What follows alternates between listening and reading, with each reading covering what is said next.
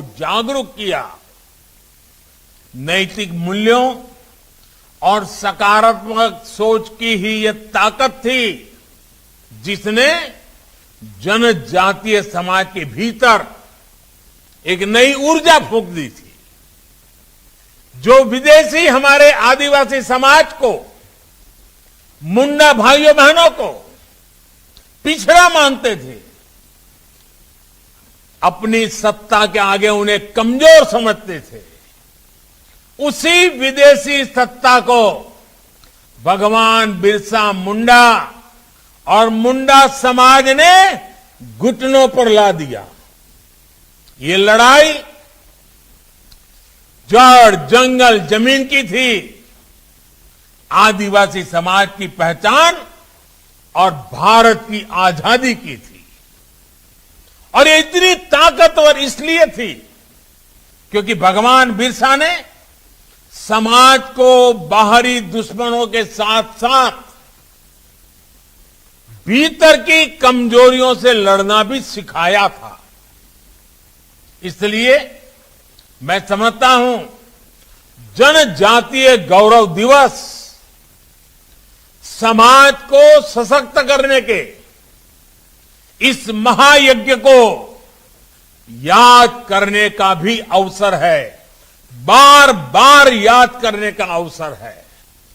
साथियों, भगवान बिरसा मुंडा का उलगुलान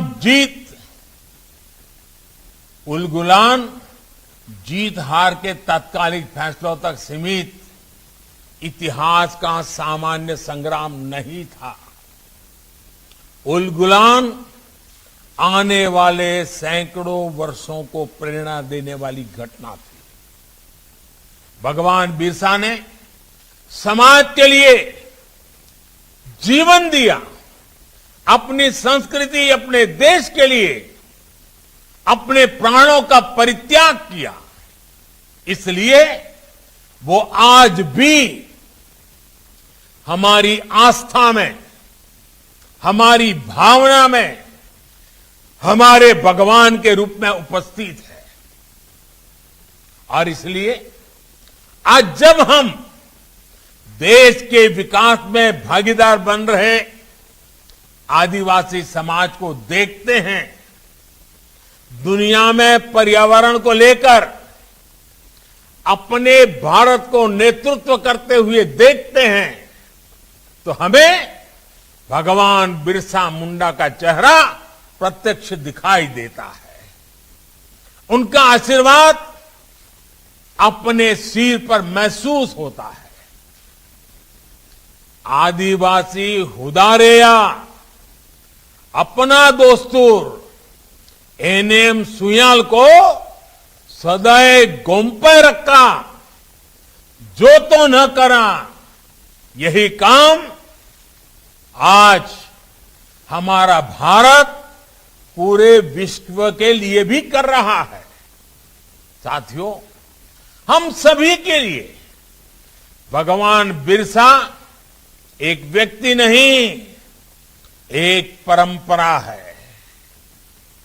वो उस जीवन दर्शन का प्रतिरूप है जो सदियों से भारत की आत्मा का हिस्सा रहा है। हम उन्हें यूं ही धरती आबा नहीं कहते। जिस समय हमारे राष्ट्रपिता महात्मा गांधी दक्षिण अफ्रीका में रंग भेद के खिलाफ मानवता की आवाज बन रहे थे, लगभग उसी समय